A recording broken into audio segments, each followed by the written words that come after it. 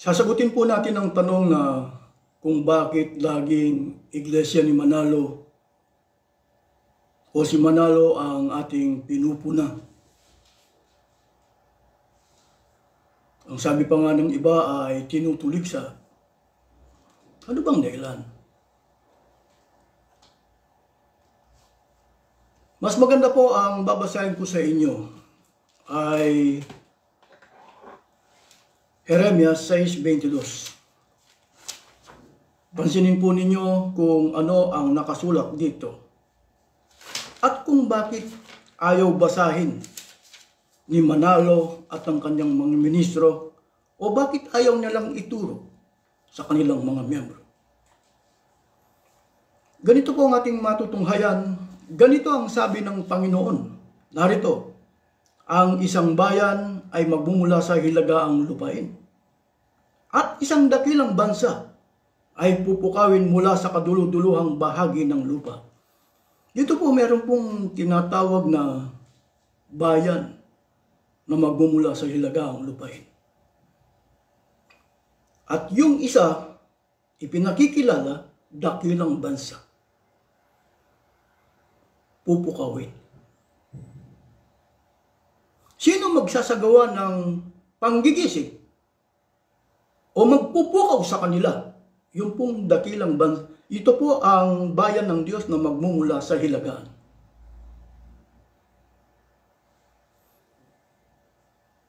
Ang pupukawin niya, yung dakilang bansa. Bakit kailangan pukawin ang isang dakilang bansang nagmumula sa kaduluduluhang bahagi ng lupa? Babasahin ko po sa inyo Isaias 24. Ganito po ang ating matutunghayan, 15-16. Kaya't luwalhatiin ninyo ang Panginoon sa silangan, sa makatwid bagay ang pangalan ng Panginoon ng Diyos ng Israel, sa mga pulo ng dagat. Mula sa kaduluduluhang bahagi ng lupa ay nakarinig kami ng mga awit, kaluwalhatian sa matwid. Ngunit aking sinabi, namamatay ako, namamayat ako sa aba ko, ang mga manggagawang taksil ay nagsisigawang may kataksilan, oo, ang mga manggagawang taksil ay nagsisigawa na may lubhang kataksilan. Bakit kailangan pong pukawin o gisingin ang dakilang bansa na nagmumula sa kaduluduluhang bahagi ng lupa? Sila po ay naging taksil. Ang ginagawa po nila'y kataksilan sa harap po ng Diyos. Kaya kailangan silang pukawin. Sino magsasagawa? Yung bayan po ng Diyos na magmumula sa hilagaan. Ang tanong, anong karapatan ko para magturo? Kasi po ang tinatanong ng karamihan lalo na ang Iglesia ni Manalo, anong karapatan mo magturo? Babasahin ko po sa inyo Isaias 41:25. May ibinangon ako mula sa hilagaan, at siya'y dumating mula sa sikatan ng araw, ay tumatawag siya sa aking pangalan. At siya'y paroroon sa mga pinuno na parang simento at parang magpapalyok na yumuyurak na putik na malagkit. Ito po ang aking karapatan kung bakit ako nagtuturo. Kung bakit ko itinuturo ngayon ang bayan na magmumula sa hilagaan. Ang gawain po nito, magpupukaw o gigisingin yung dakilang bansang nagmula sa hilagaang lupain dahil naging manggagawang taksi. Ngayon, paano po natin mapapatunayan na ang Isaias 24:15-16 ang katuparan ay si Manalo? Ang babasahin ko po sa inyo ay isang pasugo. Ito po. Ganito po ang ating matutunghayan sa pasugong ito sa Pangulong Tudling. Sa page 16. Bilang mga lingkod ng Diyos na sa mga huling araw na ito, batid natin ang pangunahing tungkulin natin na siya ay paglingkuran at sambahin.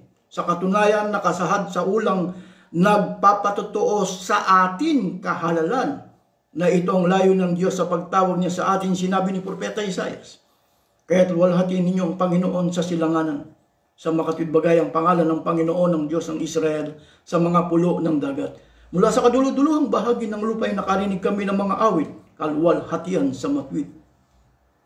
Isaias 24:15-16.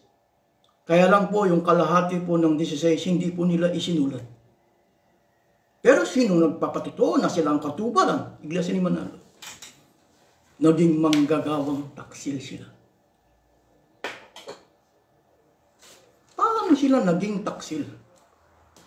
Ang babasahin ko po sa inyo, Isaias 24. Ang binasa ko kanina, 15-16. Babasahin ko lang po yung 5. Ang lupa naman ay nadumhan sa ilalim ng mga nananaan doon, sapagkat kanilang sinalangsang ang kautusan, binago ang alituntunin, sinira ang walang hanggang tipan.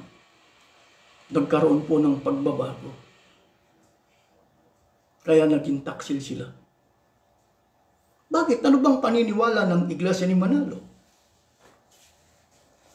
Ang paniniwala po ng Iglesia ni Manalo dati, God rules forever.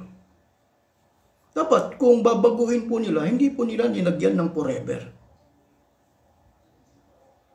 Di po ba?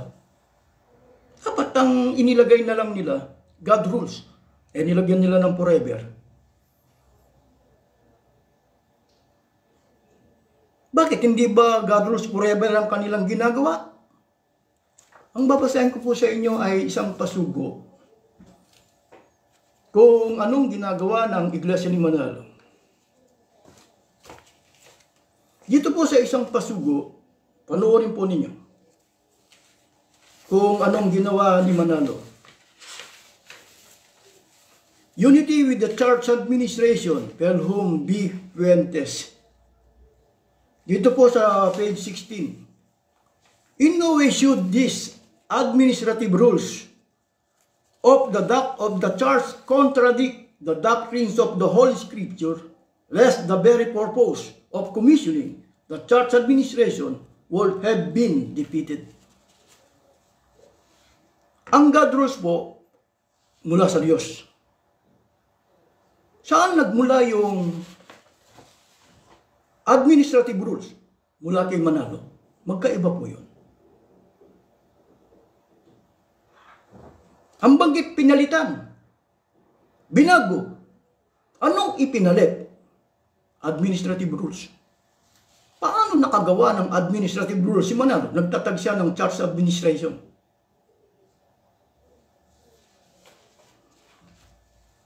Ngayon, ano yung mga administrative rules ni Manalo? Pero bago ko po sagutin ito po kasing Jeremias 6:22. Dalawang bayan. Isang magbumula sa hilagaang lupain at isang dakilang bansa magbumula sa... Meron po kasing paniniwala si Manalo na... Ito po, babasahin ko sa inyo ang isang pasuko. Kasi ang paniniwala po ng Iglesia ni Manalo, wala na pong pagtalikod sa kanila. Wala na pong pagtalikod. Kaya anong ipinakikilala nila? Babasahin ko sa inyo ang isang pasugo. Ito po yung nakalagay rito.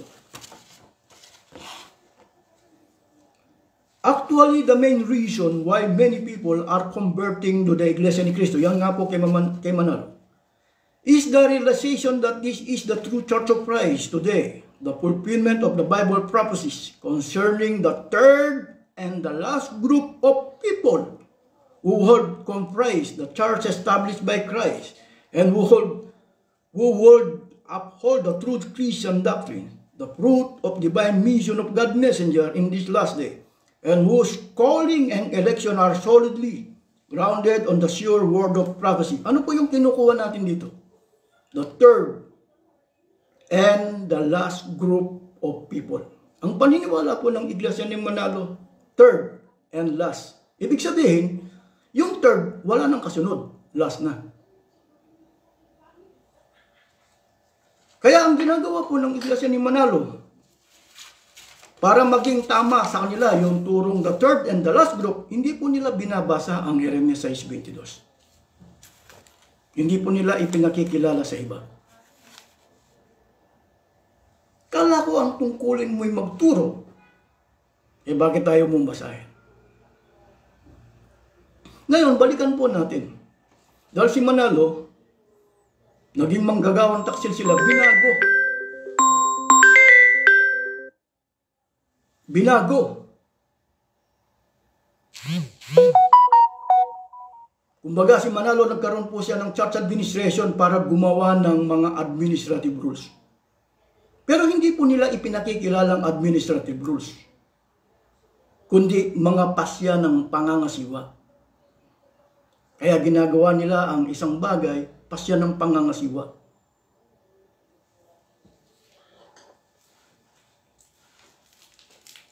Kaya po, babasahin ko po sa inyo mula sa Biblia, Magandang Balita Biblia.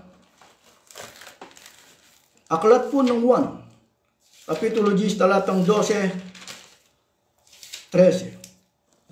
Ang upahan ay tumatakas kapag nakikitang dumarating ang asong gubat. Iniiwan niyang mga tupa, palibas ay hindi siya pastol at hindi kanyang mga tupa, kaya't sinisilang asong gubat ang mga ito at pinangangalat. Tumatakas siya palibas ay upan lamang at walang malasakit sa mga tupa. Dito ang nagtuturo nito ay si Kristo. Ipinakikilala ni Kristo ang upahan hindi tunay na pastol o tagapagturo. Ngayon, kung susunod siya, itinuro na nga ni Kristo at mababasa naman natin sa 10:12-13. Kung sinusunod mo si Kristo, hindi ka kikita ng tuition fee. Si Manalo po kasi, o sa Iglesia ni Manalo, dagdag kaalaman po, sa Iglesia ni Manalo, ang noon si Felix W. Manalo, 3 days, 3 nights lang, paglabas ng kanyang bahay, ministro na. Ngayon po, 13 years ang pagmiministro kay Manalo. Hindi ko po sinasabing ang pag-aaral ay 13 years, kundi ang pagmiministro sa Iglesia ni Manalo, 13. Ang layo, anong pagitan, ano po? Kala ko pa, ang tao dumudunong, hindi po, nagiging mangmang. Yung bang, ibig sabihin si Manalo ba, kung susundin niya si Kristo, sisingil ba siya ng tuition fee sa pag-aaral sa pagkaministro? Hindi. Lantaran, kinakalaban niya si Kristo. Itinuro na nga.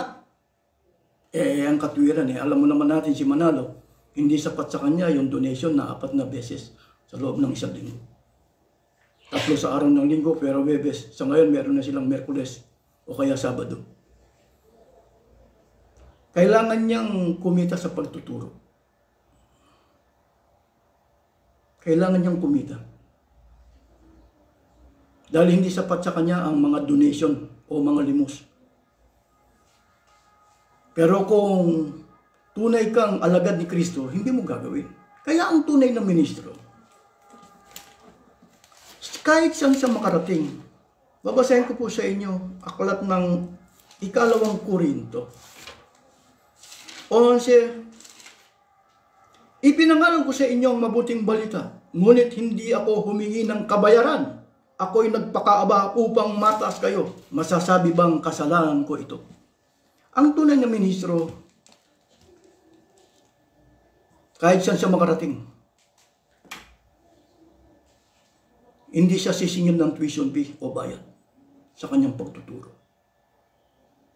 Si Manalo, hindi pa man siya lumalabas. Si Manalo, sa compound niya, sa commercial center niya sa Quezon City, hindi pa siya lumalabas Nasa loob pa lang ng compound dahil yung Bachelor Evangelical o yung University ni Manalo sa Quezon City na doon tinuturuan sa Evangelical College, nasa loob ng compound.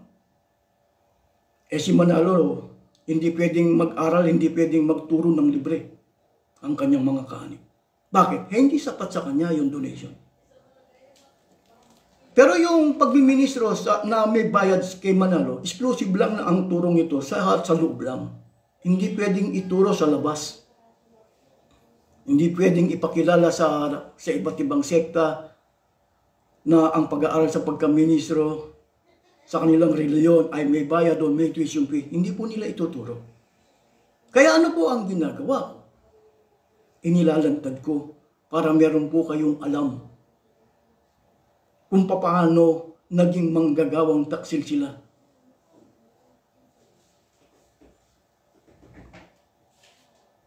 Alam naman natin, kapag kinalaban mo yung katotohanan, 8:44 naman, alagad ka ng demonyo. O ang dinidis mo ay demonyo. Ngayon, nagbayad ka na. Ibig sabihin, sa iyong pag-aaral, nagbayad ka na. Hawak-hawak mo yung Biblia. Hawak-hawak mo. Nakasulat naman dun sa 1, 12:13. Yung Biblia, ay yung nakasulat sa 1, 12:13. Pababasahin mo yung ministro. Ayaw niyang basahin. Hindi niya babasahin. Bakit? Hindi pinababasa ni Manalo. Ibig sabihin, kahit na may hawak kang Biblia, kapag ka ayaw ni Manalo na basahin mo, hindi mo babasahin. Bakit? Kasi po parang nilagyan sila ng tinatawag na, nakakita po ba kayo ng kalesa? O yung hanap buhay niya, yung pangangabayo. Ibig sabihin, yung kalesa. Kaya ang mga kabayo, nilalagyan po nila ng takip. Yung para isang direksyon lang ang kanilang. Kung ang turo, voluntary contribution lang, Pandoktrina 19, yun lang ang ituturo na ang source of income nila. Ituturo ba nila na meron tuition fee? O hindi. Exclusive lang. Oo, tuturuan yung mga miyembro. Pero sa iba, hindi nila ipakikilala. Hindi po nila ipapakilala. O sa aming reliyon, meron pong bayad ang pag-aaral sa pagkaministro. Hindi po nila ituturo. Malalaman mo lang yung kapag ka nandun ka na sa loob. Kumbaga, nandun ka na sa hukay, tatabunan ka.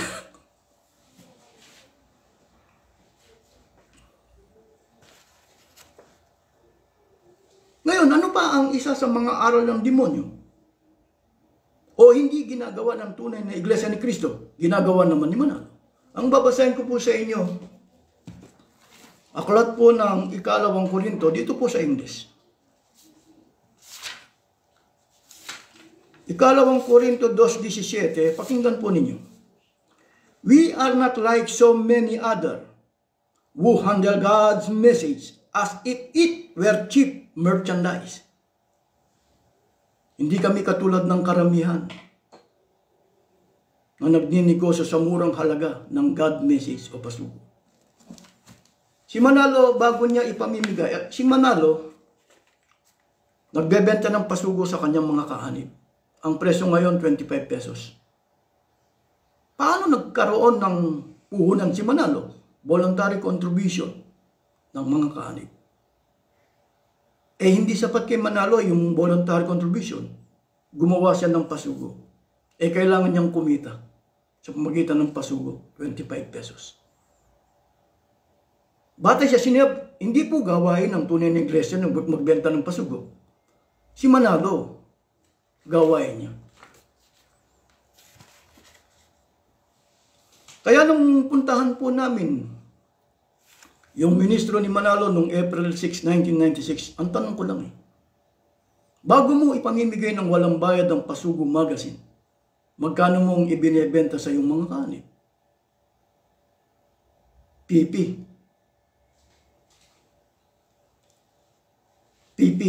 Hindi makasagot ang ministro.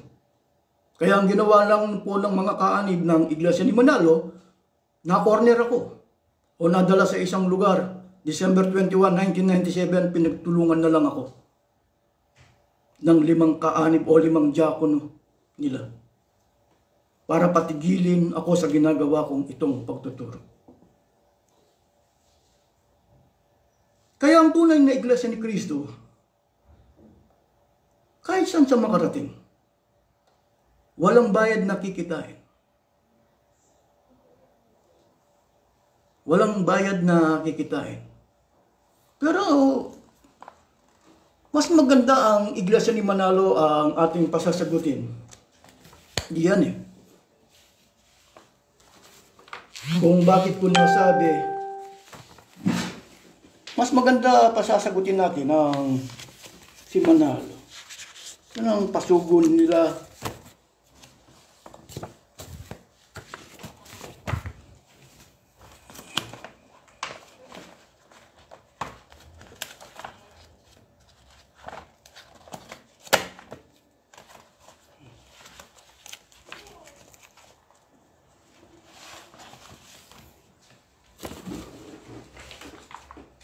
Ito po, mas maganda pasagutin natin. Ang tunay na Iglesia ni Cristo, hindi po kikita ng bayan.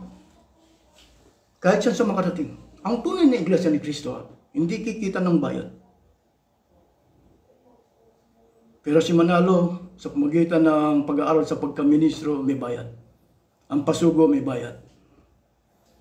Bakit? Hindi po sapat yung voluntary contribution ni Manalo.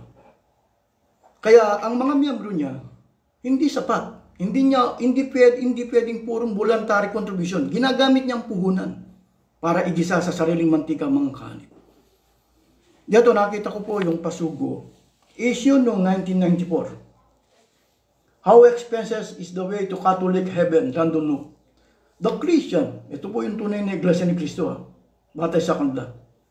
God's people in the latter times are admonished to give as much as their heart can cheerfully give, for God loves a cheerful giver. Luke chapter 10 verse 7 state that the laborer is worthy of his hire, but state in what it shall consist of food and drink. When he goes a missionary journey, there is absolutely nothing in the Bible that specifies fees for a specific religious services. Kahit saan sa ang tunay na reliyon, tunay na iglesia, na pag-aari ni Kristo, hindi po ginagamit ang voluntary contribution para kumita ka ng bayad. Dahil hindi naman po negosyo ang reliyon, kundi paglilingkod. Ang ginagawa po ng iba, sinasangkalan lang ay reliyon. Pero ang totoo nun, negosyante. Kumukuha lang sila ng puhunan mula sa donation. Ipinakikilala na sila'y tagapagturo ng Biblia, pero ang totoo nun, hindi. Negosyante sila. Katulad po ni Manalo. Ang source of income ba ni Manalo ay pure voluntary contribution lang? Hindi. Ito po ang dahilan kung bakit ko itinuturo, kahit na ang pangalan nila ay Iglesia ni Cristo, hindi ko pwedeng sabihin Iglesia ni Cristo sila na tunay. Dahil hindi po nila taglay ang tunay na ang uling Iglesia ni Cristo, hindi po nila taglay. Sa tunay na Iglesia ni Cristo, ang pagtuturo ng Ebanghelyo libre.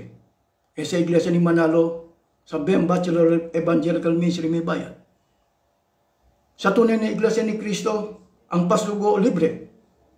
Kay Manalo may bayad. Ito po ang dahilan kung bakit kailangan silang pukawin, gisingin. Ipakilala sa kanila yung tinatawag nilang pagtalikod sa harap po ng Diyos. Ang sinusunod nila yung church administration. Kaya sabi pa nga ni Manalo, obey and never complain. At sasabi, meron pong 10 utos si Manalo huwag lumaban sa pamamahala Yan po ang dahilan kung bakit ko pinupuna si Manalo. Dahil tumalikod sila sa harap po ng Diyos. Dahil puro pagkita ng bayad ang iniintindi ngayon. Kaya marami pong salamat.